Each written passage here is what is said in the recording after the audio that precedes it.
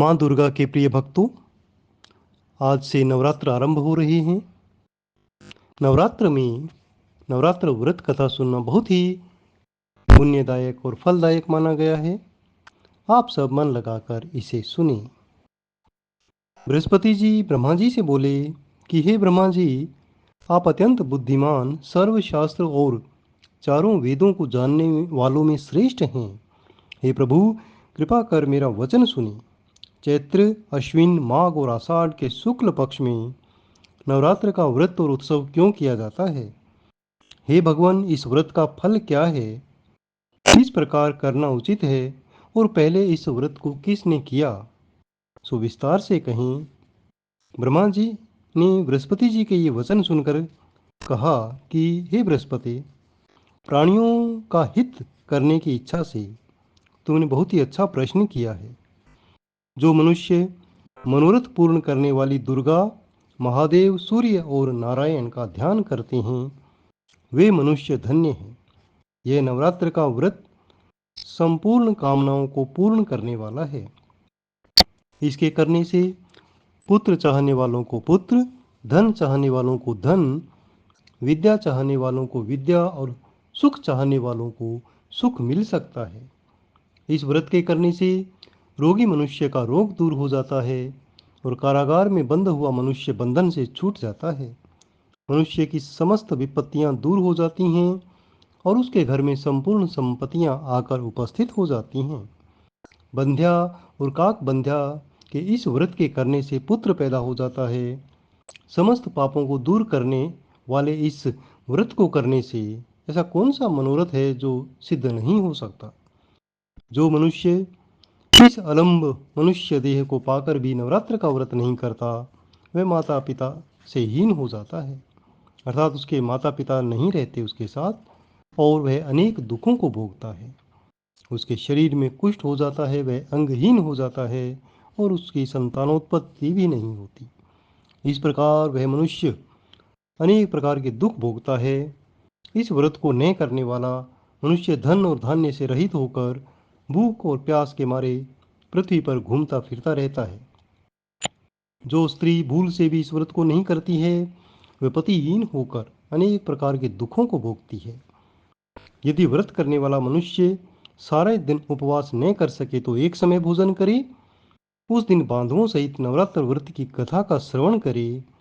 हे बृहस्पति, जिसने पहले इस महाव्रत को किया उसका पवित्र इतिहास मैं तुम्हें सुनाता हूँ। तुम सावधान होकर सुनो। इस प्रकार ब्रह्मा जी का वचन सुनकर बृहस्पति देव बोले कि हे ब्रह्मन, मनुष्यों का कल्याण करने वाले इस व्रत के इतिहास को मेरे लिए कहो। मैं सावधान होकर सुन रहा हूँ। आपकी शरण में आए मुझ पर कृपा करो। ब्रह्मा जी बोले कि पीठत नामक मनोहर नगर में एक अनाथ नाम का ब्राह्मण रहता था। वह भगवती दुर्गा का भक्त था। उसके संपूर्ण सद्गुणों से युक्त ब्रह्मा जी की सबसे पहली रचना हो ऐसी यथार्थ नाम वाली सुमति नाम की एक बहुत ही सुंदर पुत्री पैदा हुई।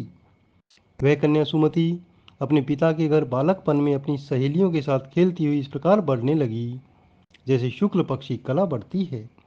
उसका पिता प्रतिदिन दुर्गा की जब पूजा किया करता था, होम किया करता था, तो उस समय वह भी नियम से वहाँ उपस्थित रहा करती थी। एक दिन वह सुमति अपनी सहेलियों के साथ खेलने गई और भगवती के पूजन में उपस्थित नहीं हुई। उसके पिता को पुत्र की ऐसी असावधानी देखकर बड़ा क्रोध आया और कहने लगे कि हे दुष्पुत्री, आज प्रभात से तुमने भगवती का पूजन नहीं किया।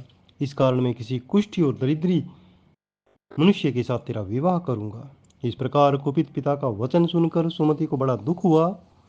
वह पिता से कहने लगी कि हे पिताजी, मैं आपकी कन्या हूँ। मैं सब प्रकार से आपके अधीन हूँ। जैसी आपकी इच्छा हो वैसे मेरा विवाह कर सकते हैं, पर होगा वही जो मेरे भाग्य में लिखा है। मेरा इस पर पूर्ण विश्वास है। मनुष्य न जाने कितने मनोरथों का चिंतन करता है, पर होता वही है जो भाग्य में विधाता ने लिखा है। जो जैसा कार्य करता है उसको फल भी उसके कर्म के अनुसार मिलता है, क्योंकि कर्म करना मनुष्य के अधीन है पर फल देवता के अधीन है। जैसे अग्नि में पड़े तृण आदि को उसको अधिक प्रदीप्त कर देते हैं, उसी प्रकार अपनी कन्या के ऐसे निर्भयता वचन सुनकर ब्राह्मण को और भी अधिक गुस्सा आया, क्रोध आया। तब उसने अपनी कन्या का विवाह एक कुष्ठी के साथ कर दिया और अत्यंत क्रुद्ध होकर पुत्री से कहने लगा कि जाओ, जल्दी जाओ और अपने कर्म का फल भोगो। देखें भला भाग्य के भरोसे रहकर क्या कर सकती है। इस प्रकार कहे हुए वचन सुनकर सुमति मन में विचार करने लगी कि अरे, मेरा बड़ा दुर्भाग्य है जिससे मुझे ऐसा पति मिला। इस प्रकार वह दुख का विचार करती हुई अपने पति के साथ वन में चली गई। भयावनी कृषा युक्त उस स्थान पर उन्होंने रात बड़े कष्ट से व्यतीत की।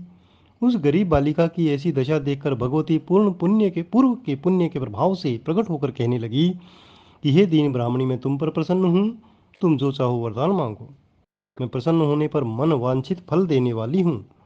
इस प्रकार भगवती दुर्गा का वचन सुनकर ब्रह्मणी कहने लगी, आप कौन हैं जो मुझ पर इतनी प्रसन्न हैं? ये सब मुझसे कहें, अपनी कृपा दृष्टि से मुझ दीन दासी को कृतार्थ करें। ब्राह्मणी का ऐसा वचन सुनकर देवी कहने लगी कि मैं आदि शक्ति हूँ और मैं ही ब्रह्म विद्या सरस्वती हूँ। मैं प्रसन्न होने पर प्राणियों का दुख दूर कर उन्हें सुख प्रदान करती हूँ। हे ब्राह्मणी, मैं तुझ पर तेरे पूर्व जन्म के पुण्य के प्रभाव से प्रसन्न हूँ। तुम्हारे पूर्व जन्म का वृतांत सुनाती हूँ। पूर्व जन्म में तुम एक भील की स्त्री थी, अति प्रतिव्रता थी।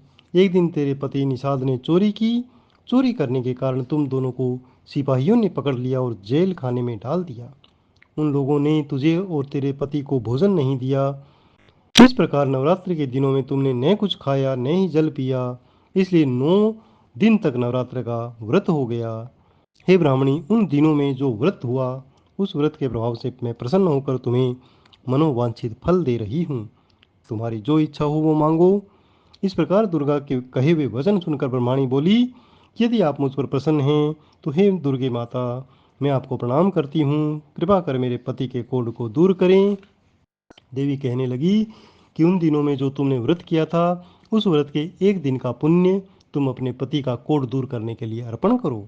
मेरे प्रभाव से तेरा पति कोढ़ से रहित होकर सोने के समान शरीर वाला हो जाएगा। ब्रह्मा जी बोले कि इस प्रकार देवी के वचन सुनकर वह ब्राह्मणी बहुत प्रसन्न हुई और पति को निरोग करने की इच्छा से ठीक है ऐसा बोली। तब उसके पति का शरीर भगवती दुर्गा की कृपा से कुष्ठहीन होकर अति कांति युक्त हो गया, जिसकी कांति के सामने चंद्रमा की कांति भी क्षीण हो जाती है। वह ब्राह्मणी पति की मनोहर देह देखकर देवी को अति पराक्रम वाली समझकर स्तुति करने लगी कि हे दुर्गे, आप दुर्गति दूर करने वाली हैं, तीनों जगत का संताप हरने वाली, समस्त दुखों को दूर करने वाली, रोगी मनुष्यों का रोग दूर करने वाली, प्रसन्न होने पर मनवांछित फल देने वाली और दुष्टों का नाश करने वाली हो। तुम ही सारे संसार की माता हो, पिता हो। हे अम्बे, मुझ अपराध रहित अबला को मेरे पिता को ने कुष्ठ मनुष्य के साथ विवाह कर मुझे घर से निकाल दिया। उनकी निकाली हुई मैं पृथ्वी पर घूम रही हूँ। आपने ही मेरा इस आपत्ति रूपी समुद्र से उद्धार किया है। हे देवी, मैं आपको नमस्कार करती हूँ, मुझ दीन की रक्षा करो। ऐसा कहने पर ब्रह्मा जी बोले कि हे बृहस्पति, सुमति के ने इस प्रकार जो देवी की स्तुति की तो उसकी स्तुति सुनकर सुमति पर देवी को बड़ा संतोष हुआ और ब्राह्मणी से वे कहने लगीं कि हे ब्राह्मणी, तेरे उदालक नाम का अति बुद्धिमान कीर्तिमान जितेंद्रिय पुत्र शीघ्र ही होगा। ऐसे कहकर देवी उस ब्राह्मणी से कहने लगी कि और जो कुछ तेरी इच्छा है मनवांछित वस्तु मांग। ऐसा भगवती दुर्गा का वचन सुनकर वह कहने लगी कि हे दुर्गे, यदि आप मुझ पर प्रसन्न हैं तो कृपा कर मुझे नवरात्र की विधि बतलाइए। हे दयामयी, जिस विधि से नवरात्र करने पर आप प्रसन्न होती हैं उस विधि तथा उसके फल को मुझे विस्तार पूर्वक कहें। इस प्रकार ब्रह्माणी के वचन सुनकर माँ दुर्गे कहने लगी कि हे ब्रह्माणी, मैं संपूर्ण पापों को दूर करने वाले नवरात्र के व्रत की विधि तुम्हें कहती हूँ, जिसको करने से समस्त पापों से छूटकर मोक्ष की प्राप्ति हो जाती है। अश्विन मास में शुक्ल पक्ष की प्रतिपदा से लेकर 9 दिन तक विधि पूर्वक व्रत करें। यदि दिन भर का व्रत न कर सकें तो एक समय भोजन करें। पढ़े लिखे ब्राह्मणों से पूछकर घट स्थापित करें और वाटिका बनाकर प्रतिदिन जल से सींचें। महाकाली, महालक्ष्मी, महासरस्वती की मूर्तियां बनाकर नित्य विधि सहित पूजा करें। पुष्पों से विधि पूर्वक अर्घ्य दें। बिजोरा के फूल द्वारा अर्घ्य देने से रूप की प्राप्ति होती है और जायफल से कीर्ति तथा दाख से कार्य की सिद्धि होती है। आंवले से सुख, केले से भूषण की प्राप्ति होती है। इस प्रकार फलों से हृदय देकर यथाविधि हवन करें। खांड, घी, गेहूं, शहद, जौ, तिल, बील, नारियल, दाख और कदम्ब इनसे हवन करें। गेहूं से होम करने से लक्ष्मी की प्राप्ति होती है। खीर तथा चंपा के फूलों से धन और पत्तों से तेज और सुख की प्राप्ति होती है। आंवले से कीर्ति, केले से पुत्र होता है, कमल से राज समान सम्मान और दाखों से सुख और संपत्ति की प्राप्ति होती है। खांड, घी, नारियल, शहद, जौ और तिल इनसे तथा फलों से होम करने से मनवांछित वस्तु की प्राप्ति होती है। व्रत करने वाला मनुष्य इस विधान से होम कर आचार्य को अत्यंत नम्रता के साथ प्रणाम करे और यज्ञ की सिद्धि के लिए उन्हें दक्षिणा दे। इस महाव्रत को इस बताई हुई विधि के अनुसार जो कोई भी करता है उसके समस्त मनोरथ पूर्ण हो जाते हैं। इसमें तनिक भी संशय नहीं है। इन 9 दिनों में जो कुछ दान आदि किया जाता है उसका करोड़ों गुना फल मिलता है। इस नवरात्र का व्रत करने से अश्वमेघ यज्ञ का फल मिलता है। हे ब्रह्माणी, इस संपूर्ण कामनाओं को पूर्ण करने वाले उत्तम व्रत को तीर्थ, मंदिर अथवा घर में ही विधि के अनुसार करें। ब्रह्मा जी बोले, हे बृहस्पति, इस प्रकार ब्राह्मणी को व्रत की विधि और फल बताकर देवी अंतर्ध्यान हो गई। जो पुरुष या स्त्री इस व्रत को भक्ति पूर्वक करता है वह इस लोक में सुख पाकर अंत में मोक्ष को प्राप्त होता है। हे बृहस्पति, यह दुर्लभ व्रत का महात्म्य मैंने तुम्हारे लिए कहा है। ऐसे ब्रह्मा जी के वचन सुनकर बृहस्पति जी आनंद के कारण रोमांचित हो गए और ब्रह्मा जी से कहने लगे कि ये ब्रह्मन, आपने मुझ पर अति कृपा की है जो अमृत के समान इस नवरात्र व्रत का महात्म्य सुनाया है। हे प्रभु, आपके बिना और कौन है जो इस महात्म्य को सुना सकता है। ऐसे बृहस्पति के वचन सुनकर ब्रह्मा जी बोले, हे बृहस्पति, तुमने सब प्राणियों का हित करने वाले इस व्रत की विधि को पूछा, इसलिए तुम धन्य हो। यह भगवती शक्ति संपूर्ण लोकों का पालन करने वाली है। इस महादेवी के प्रभाव को कौन जान सकता है। श्री भगवती नवरात्र व्रत कथा समाप्त। बोलो दुर्गा माता की जय हो।